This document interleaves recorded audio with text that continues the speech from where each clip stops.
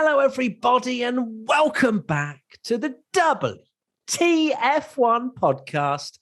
Today, we're talking about the upcoming Turkish Grand Prix, not the slippery Grand Prix this year, it doesn't seem, although it could still rain. And joining me in this WTF1 podcast land is WTF1 founder Tom Bellingham and WTF1 editor Katie Fairman. How many times can I say WTF1 in an intro? There you go, branding.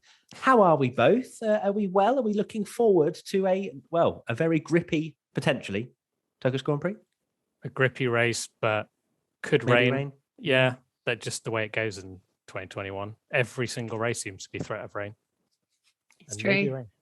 Yeah. We just love a bit of rain, don't we?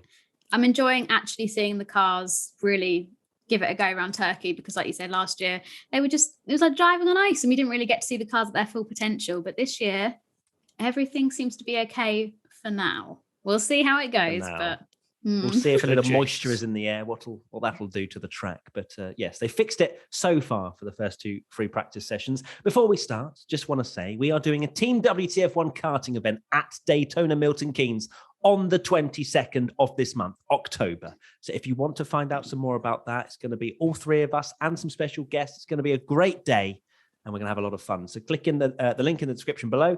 You can find out all about some karting. And who doesn't love karting, eh, Tommy? You love karting, don't you, mate? You absolutely love it. Katie, are you any good at karting? Or I think I did it once for like somebody's 10th birthday party, but Did you win? 10th birthday party. Were you like a long age you time are ago? now, Like, and they were all 10. Is that yeah. Just like, get out of my way, kids. And you still lost. Yeah, still. Anyway, moving away from karting and onto Formula One now. And yes, we're here in Turkey. I'm very excited that we are back at Istanbul. It's one of my favorite tracks from growing up, kind of playing it on the F1 2010 game and stuff like that. It's a brilliant track. It's great for overtaking. And I'm very excited to see how this one goes. Let's go into the first question. Why does, and I don't know where this name for this person is, Tommy. Everyone, everyone's been asking this. Why does Hamilton have a penalty and why is it only 10 places, not the back of the grid? Wow, FIA, they're favouring Hamilton once again. No, the answer is no, it is. It's British bias. British bias. They're all British bias. Yeah. It's the British bias 10 place penalty when everybody else gets the back of the grid. No, it's because he changed one component in his engine, wasn't it? Which was the ICE part of the engine. ICE, which... Ice baby. So basically, to be fair, Katie's singing along, and Katie does love a regulation as well. So you've studied that, haven't you, Katie? All the rule book. And basically you can, I think, if he's to change the ICE once, it's 10 places. If he changes it again, it's only 5 places, right? That's the kind of thing how it works. It changes as to how many times you replace it anyway. The reason it's not at the back of the grid, because Verstappen changed his entire plethora of components and therefore started at the back of the grid, and Hamilton just decided to take the ICE, which is something that a lot of people have been discussing anyway, as to whether that's the right move or not, but we'll see. Yeah, I can't believe how many people I saw on the WTF1, the F1 Instagram post that said Hamilton getting a 10-place penalty in every comment was like, oh, Verstappen has to start at the back, but Hamilton doesn't. And yeah, like you say, it's just components. We'll go into it later, but yeah, Hamilton has decided just to change that. So that's obviously the thing. The internal combustion engine is the only thing that maybe is concerning them. Very, very strange. We'll go into it later why they've just done that and not just kind of gone for a load. But yeah, it's because he's not changed everything is why he's probably going to start 11th if it's anything by free practice 2 pace, because he was ridiculously quick. He was. Was he though? Or was Charles Leclerc looking very good as well? Anyway, a little mix. It's okay. That's all right. So yeah, Hamilton took his 3rd engine at the Belgian Grand Prix weekend. And as you know, you have 3 engines, and then if you need to change anything or upgrade them, then that's when the penalties come from there. But yeah, looking at somebody like Carlos Sainz, who has an upgraded power unit this weekend, he's going to be starting at the back of the grid because he's also getting his 4th internal combustion unit, but he's also getting a turbocharger, a motor generator unit, which is the MGU-H, his 3rd energy store, and his 3rd control electronics. So you can see with all of those things being changed how he's now starting. The way Starting in sector 2. The way you said literally. that, the way you said that, I just pictured like he's at a shop. And Yeah, he's, so like, did I. pointing, Yeah, like, I'll take one of those. I love one of them. Yeah, and they get to decide that he's like at the Ferrari shop, and he's like, I'll have a turbocharger, I'll have this, and then just the penalties get added on. But That's 100% how it happens. I had totally forgotten about this until a message just popped up on my Instagram, but someone mentioned that in the last podcast, I said that Hamilton won't have an engine penalty all year, and it's the very next race that he got one. So I'm sorry. Sorry. I think maybe for future podcasts, you just leave your microphone on mute. Up. Yeah, the entire time. Like you just make very sort of blank statements that nobody could really benefit or lose from. I think I could just keep saying things to keep the title close all the way to the final thing, and then I'm just not allowed to say anything at the finale. We just won't have you on the podcast. Yeah, you do have a very strange power this season. It's quite frankly scary. Anyway, moving on. Unless Katie, you had anything else to add? No, all good, perfect. Team WTF1 member Doc382 asks, can Lewis do as much damage limitation as Max did with his penalties? Yes, especially if he's only taking 10 places back on the grid. Turkey is well known for being a great place to overtake. It's a fast flowing track, and as much as maybe the first sectors, apart from turn 1's probably quite single file, of course, after turn 8, you've got a great sort of opportunity after, well, I guess maybe down after into turn 9, but maybe more so through turn 10 and the very long straight where we saw the two Red Bulls crash many years ago between Vettel and Webber. But I think maybe they've just, Mercedes, because did we discuss it as well that obviously Mercedes aren't going to take penalties for the sake of it. And perhaps they're playing the game of, we would rather take the 10 places and still have a chance to win than start at the back of the grid and, you know, maybe hopeful P3, P4, P5, something like that. So perhaps Mercedes are going with the way of like, right, well, we only need to change our internal combustion engine. That's what it's called, right? And combustion. I don't know, I missed the I on that.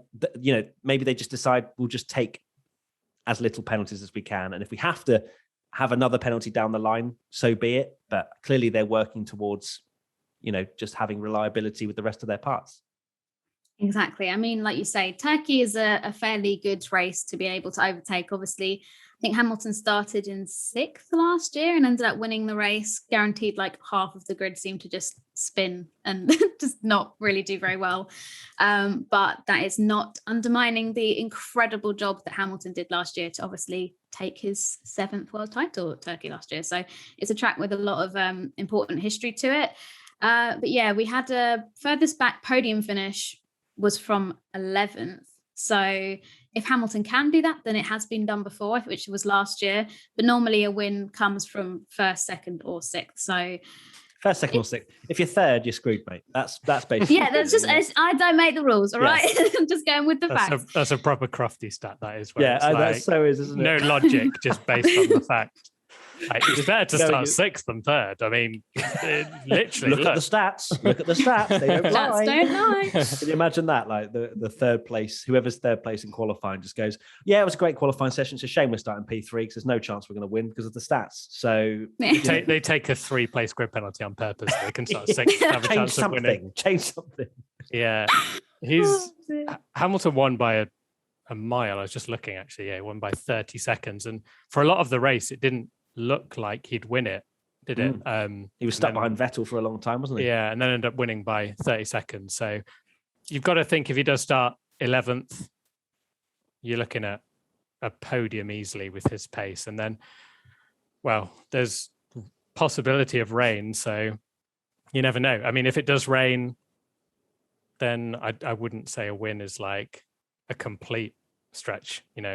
So Hamilton's going to DNF now. Said that. Nice one. Yeah. Well done. Cheers, the mate. power has happened again. I think one thing that's going to be quite interesting is, although the Trek is grippier, if you remember last year, they couldn't even really, even though in theory it's a good track to overtake, they couldn't go offline because they don't have any racing there for like anything else. And it was so poor offline that as soon as you got offline, sorry, Matt, but Charles Leclerc on the last lap with Perez, you saw what happened. Like he could not brake for the corner at all. Cheers. So Matt's crying now. Thanks. Yeah, thanks, Matt's So crying. say how badly he's going to do this weekend. Go on, Tommy. Yeah, no chances Leclerc winning. Perfect. Thank you. Definitely Moving on. confirmed. Nothing else. We're not going to say anything else on the matter. We interrupt this WTF1 podcast with a very quick chat about one of our sponsors for this episode, LinkedIn Talent Solutions. Today, many small business owners are busier than ever. Time spent searching for and interviewing candidates can take time away from managing and growing a business. That's why LinkedIn Jobs has made it easier to get to the candidates worth interviewing faster, and it's free. You can create a free job post in minutes on LinkedIn Jobs to reach your network and beyond to the world's largest professional network with over 30 million people in the UK. Focus on candidates with the skills and experience you need. Use screening questions to get your role in front of only the most qualified people. Then use the simple tools on LinkedIn Jobs to quickly filter and prioritize who you'd like to interview and hire. LinkedIn Jobs helps you find the candidates worth interviewing faster, and you can post a job for free. Just visit linkedin.com/WTF1. Again, that's linkedin.com/WTF1 to post a job for free. Terms and conditions apply. Right, let's get back to the podcast. Next question. F1 to rule them all asks, considering the chances of rain and therefore a bad qualifying position, do you reckon Mercedes should have put a full new engine in Lewis's car to also avoid the potential of an additional engine penalty later in the season? Well, I've said my thoughts of the fact that I don't think Mercedes will take any extra penalties than they necessarily need to. Do you guys agree with that? Or do you think that it's maybe a missed opportunity that they could have just got some extra parts? I know they've done simulations that say, I get the theory of why would you start, if you can get away with starting 11th, start 11th. But I guess only Mercedes know what the other parts that they could have added to their car from the mysterious F1 shop that we were talking about earlier.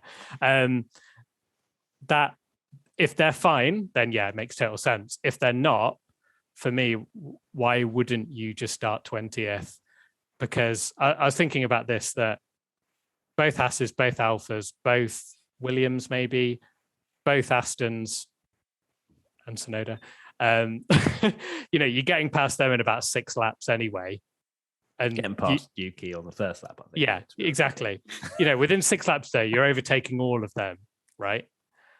In Hamilton's car with his skill. So you're going to be 11th by lap 6 anyway. And then I guess the main concern is starting 20th, you can maybe take it easy, wait for the field to spread out a little bit, and then start making your moves and stuff. Being in 11th when you've got people with nothing to lose, in the mid-pack, people like Fernando Alonso who don't care for track limits or anything and, just want to go have fun. He's not going to care about Hamilton and the championship. He's going to be, dive bombing into turn 1 and stuff. So that is some kind of risk, isn't it? Starting 11th compared to 20th, that you're surrounded by quicker drivers that all want to make the best. Because in 11th, for a lot of drivers, that is so tightly packed that the start is probably the best chance that someone starting 11th can end up finishing about 6th is by overtaking about 5 cars into turn 1. So people aren't going to hold back. So I guess that's where I'd be a little bit worried as a Hamilton fan watching him start 11th when you've got people with nothing to lose around him. It's a very good point, actually. Yeah, not really something I had personally considered. I just wrote in my notes that I trust what Mercedes have done. They've obviously got all the information that they need and have decided that just changing the ice is the logical option, I guess. But then again, we've seen some decisions from Mercedes this year, both on and off the racetrack, which probably haven't been their typical. Mercedes are known for making all the right decisions, being the team to make the most out of every opportunity, but we've seen quite a lot of slip-ups from them this year. So who knows, maybe this is one of them. But Find find out wait and on see. Sunday / maybe in the future. We will see. See what I tweet just before the race to find out. The opposite will Where's happen. Tommy going to put Hamilton on his graphic? You just know that Tommy, because being a Verstappen fan, is going to say every single weekend from here until the end of the championship, yeah, Hamilton's got this one. Hamilton's Yeah, got he's it in looking the the bag. fastest. No problem. He's got this championship done and dusted. Anyway, using that power responsibly, Tommy. At Timorion Twatter asks, if we get a wet race again, we've had so many wet races. That must be a record of some sort. Tommy, over to you for stats, or Katie, or one of you, or I don't know if there's a stat that statistic. even exists of how many wet races you've had in a season. I mean, it's probably more likely to happen in a season like this where we have 470 races a year. Yeah, compared to Quite a lot. Yeah, compared to in the past when I think as well you've had a lot of 14 or something. European races later in the season because obviously Turkey is swapped with Japan. So what wet races have we had? Hungary, Imola was started to Imola, be at wet. Belgium, Yeah, that was a race, definitely a race. Just a ton. Russia. It's definitely been like the most recent one. So it's not been loads, but it definitely feels like more than in quick succession. But yeah, I think because since Hungary, if it's wet again, it would be 1, 2, 3, 4 races out of 6 that are wet, which would be absolutely insane. You know what we're just gonna put a stamp of approval for WTF1, WTF1 stat right now that is a record for the last 6 races. Okay, there you go. Just from memory, I cannot remember 4 races in 6 being wet. I could be wrong, but I'm sure they'll be in the comments if we are wrong. I'm sure there will be someone that says, well, actually, in 1987, we had 22 races in a row that had monsoon conditions. I'm sure the wet races will continue in Qatar, Saudi Arabia, and Abu Dhabi. Oh, yeah, lots of rain. Yeah. Lots of rain coming there. Lots of rain. You don't have any extra stats for us, Katie? Nothing to part your wisdom with? No, the only thing I would say, and this could just be completely unrelated, but it does make me wonder if we're getting wetter conditions as to do with climate change a little bit. I don't know if that is a thing. Person to ask is probably Sebastian Vettel, who has been sporting plenty of environmental slogans on his T-shirts for the We Racers One demonstration. And has been quite vocal, and lots of people are like, oh, you can't have an opinion on the environment if you drive in Formula One, but he at least is recognizing that it's an issue and is trying to use his platform to speak up on it. But yeah, I know, so that was sarcasm. I'm just horrible. Sarcasm. Is that any? But yeah, like people were saying that we're in Singapore, we should have been in Singapore when it was Russia, I feel like, or like around this time anyway, and it was raining on the weekend when we should have been in Singapore, so we would have had a wet Singapore Grand Prix, which would have been crazy. Yeah, I mean, we've had a wet race there before, right? We've had a few. I feel like we definitely have, because we had the coming together. This is a factual. This was a factual tweet. No need to speculate. Yeah. And we go to Japan when it's like in monsoon season or typhoon season, not monsoon season. So we often get a wet Japanese Grand Prix anyway, so probably would have been the same this weekend, maybe. Yeah, anyway, enough from weather reporter Katie. Back to you in the studio. Do you guys think it will rain? I'm not allowed to answer because the opposite will happen. So, what do I think it will rain? No. I feel from the forecast that I looked at maybe yesterday was that it was a 40% chance. So it's not very high, and I was saying to someone the other day that like posting the weather forecast on a Monday is now become like the next step from it's raw geek. Yeah, like that's a Monday morning everyone thing. Hates like, it's raining. Everyone. Some people are like, why do you post a weather forecast? You can change 140 times till Friday. Like, because it's banter.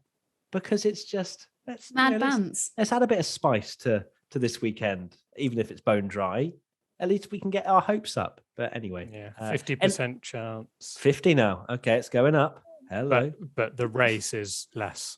It could rain. It's expected to rain. A very high chance it's going to rain Sunday morning. So let's just hope that maybe a wet track. A wet track to start. Slippy. Thank you so much, Tom Bellingham and Katie Fairman, for the weather report. Now back to Formula One. We interrupt this WTF1 podcast for a very quick chat about our final sponsor for this episode, ExpressVPN. ExpressVPN lets you change your online location so you can control where you want sites to think you're located. For me, I use it for Netflix so I can access tons of US shows that I wouldn't usually normally be able to. You simply open the app, select a location, tap one button to connect, and refresh the page to access thousands of new shows and movies. You can watch anime on Japanese Netflix or watch Doctor Who on UK Netflix. The possibilities are endless. This works with any streaming service, Hulu, BBC iPlayer, YouTube, you name it. So why should you choose ExpressVPN over other VPNs? Well, you can stream in HD, no problem. There's no buffering or lag, so it's perfect for your viewing pleasure. It's compatible with all your devices, phones, laptops, media consoles, smart TVs, and more.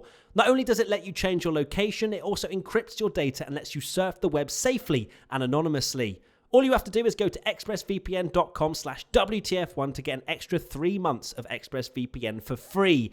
expressvpn.com/WTF1. Right, let's get back to the podcast. At Stephen Warwick 9 asks, McLaren Golf livery or Red Bull Japan livery? Golf livery. Golf livery. Easy. Oh, that was easy. It's cool though. I do like it. Yeah. It's very cool. It's nice to see the change. I posted something which then looked stupid, but it made sense in my head. Does it make sense when I say it out loud that it would have looked cooler at Japan? Like the actual... Yeah. Because people are like, oh, it looks the same. I don't know why Kermit the Frog again is out.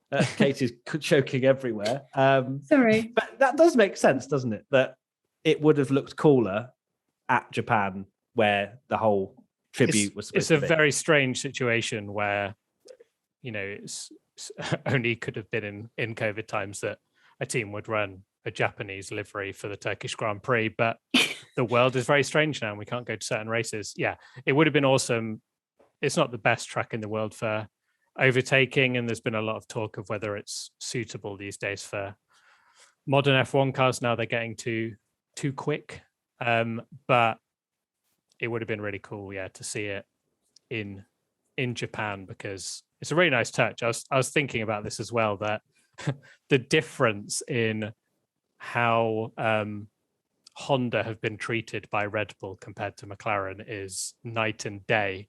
To think that when McLaren were in their tricky times with Honda, you had Alonso spouting GP2 engine at their home race, and then here's Red Bull being like, we're going to miss you so much, Honda, here's a special livery. Well, I mean, the main difference being that McLaren had a rubbish engine. Yeah, and a horrific car. Yeah.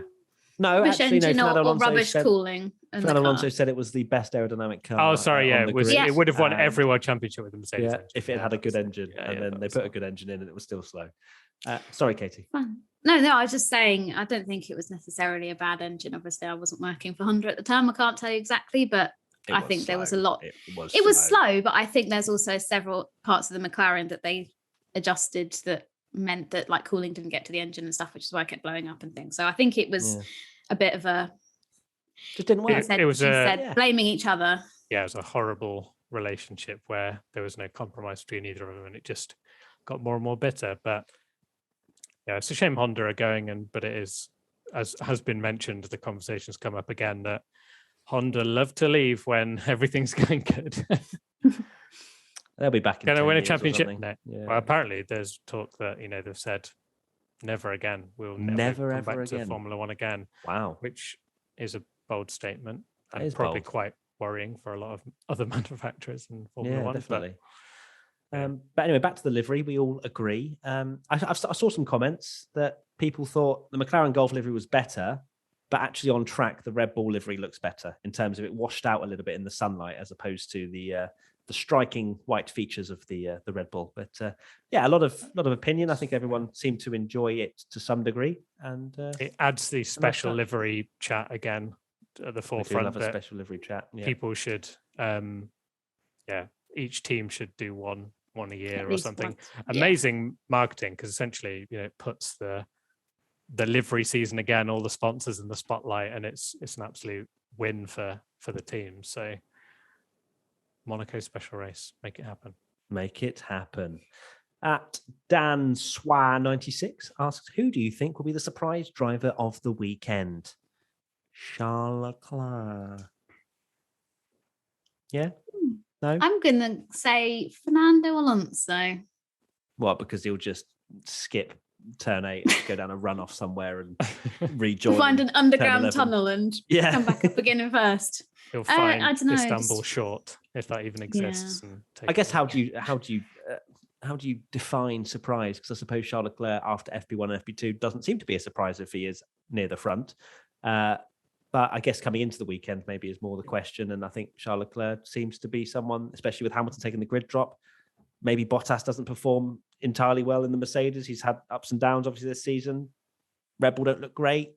Didn't do well in Turkey Maybe. last year, did he? Bottas had an absolute shocker. Maybe pole position.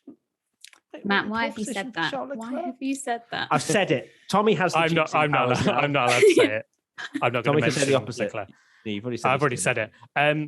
One thing you kind of alluded to there, I guess, with surprise driver of the weekend doesn't necessarily mean a good thing. And I think so far, Red Bull, it's been quite a surprise that I know it's only free practice, but it's been a surprise that, even when, you still expect Verstappen to be up there in free practice. They've got nothing to gain to sandbag at this stage. So, it maybe not quite got the setup. I did hear in practice a lot of the teams maybe were setting up for the track to be absolutely horrific like it was last year and then ended up not being. So we'll see, but that could be the biggest surprise is that Red Bull maybe continue the livery cars. Which you wrote an article about and actually it doesn't really exist. Rubbish. Is it? Yeah, not really. No. Just for a few. Spoiler alert. Still please go and see the article though. Please go read all of why. it. Yeah. Why? Okay. Right. Let's remind ourselves of our predictions for the Turkish Grand Prix, or not, because apparently one of mine's already out the window. Although I'm still hoping for a loophole here. My first one is Vettel qualifies Stroll.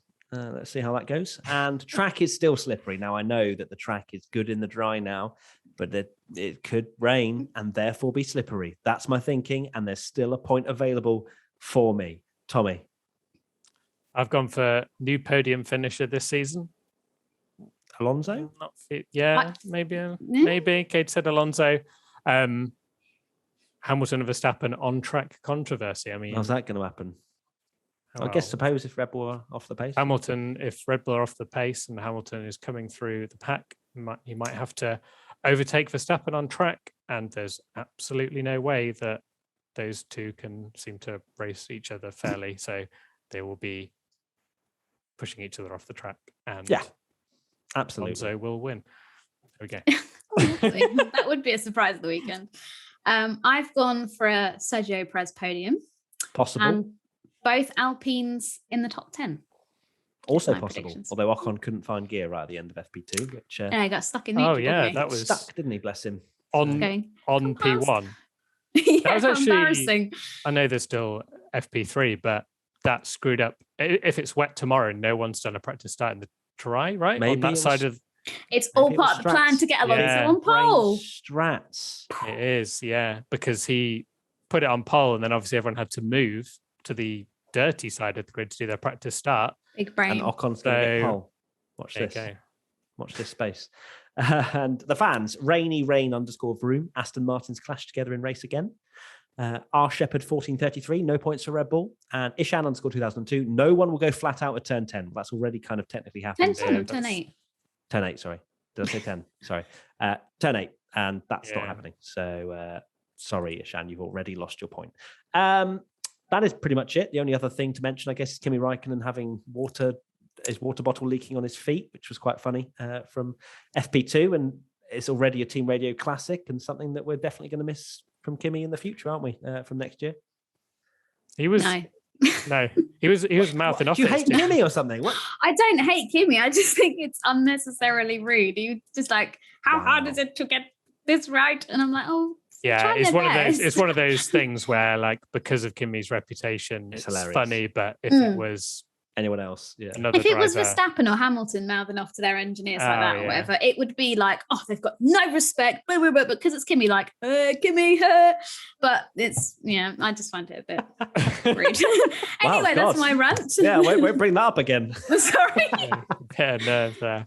Yeah. Katie Fairman so- hates Kimi. Lovely. No, don't, because people will actually take that Yeah. and run with it. I don't hate him. I just think it's I just dislike be a him. bit, kind. Kindness Despise is it. important. Be kind. Hashtag be kind. Hashtag be kind. Yeah. Be kind to your engineers, everyone. Were you saying anything else, Tommy? Or was that it? I was just going to say it was the way he was saying, wasn't his radio something like, why are the easiest things in the world so Simple thing, yeah. difficult or whatever? Pretty savage. It is savage. And, well, Why know. can you not drive into a pit lane without crashing? Ooh. whoa, oh my Oh, God. Kimi And on that slander. note, Katie is going to be going off on one. Final thoughts. I don't hate Kimi Räikkönen. Okay, perfect. And Tommy? Looking forward to the Alpine masterclass from blocking the grid to winning the race. Well done, Alpine. Lovely. I Great look forward victory. to that. And my final thought is Charles Leclerc for the win. Okay, there we go. Thank you, everybody, for watching this or listening to this WTF1 podcast. Please give us 5 stars or thumbs up, however you are watching or listening, because you know you love us. Hashtag WTF1 podcast if you want to get involved in the future. Also, make sure to check out the Daytona Milton Keynes karting event on the 22nd of October. Hopefully see you there. If not, we'll see you for Internet Special Reactions on Sunday, podcast on Monday, the usual stuff. See you then. Thanks, Tommy. Thanks, Katie. Watch along. And watch along, of course. Yes, tomorrow. Whoops. Bye. Bye.